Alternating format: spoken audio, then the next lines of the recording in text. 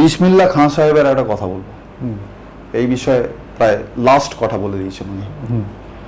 বিসমিল্লাহ খান সাহেবকে বলেছেন যে আরে ভাই বাজাচ্ছি, এত করছি, পয়সা চাই তো। এবারে সবাই জানে যে বিসমিল্লাহ খান সাহেব মানে অত পয়সা চান না, যে কেউ অ্যাপ্রোচ করতে পারে। এটা নিয়ে প্রচুর সমালোচনা হয়েছে। এটা অ্যাকচুয়ালি ইউটিউবে পাওয়া যায় ইন্টারভিউটা। সেখানে ইন্টারভিউয়ার তাকে জিজ্ঞেস করছে যে আপনি এরকম বলেছেন যে সকলে বলছে যে এখন বিসমিল্লাহ খান সাহেবও টাকা চাইছে, বিসমিল্লাহ খান সাহেবও পয়সা চাইছে। তাতে বিসমিল্লাহ খান সাহেব বলে যে मैंने बोला था कि पैसा भी चाहिए, मैंने ये नहीं बोला कि पैसा ही चाहिए।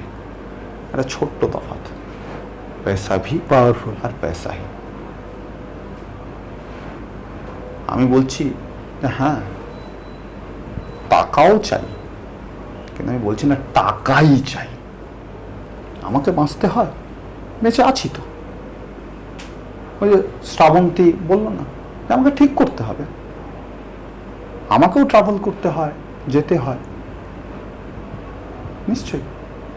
কিন্তু আমার ওই কতখানি কোনটা নিড আর কোনটা গ্রিড, তার মধ্যে আমাকে একটা ডিফারেন্স তৈরি করতেই হবে, নিজের জন্য তৈরি করতে হবে যে কোনটা নিড আর কোনটা গ্রিড, কোনটা প্রয়োজন আর কোনটা লোভ।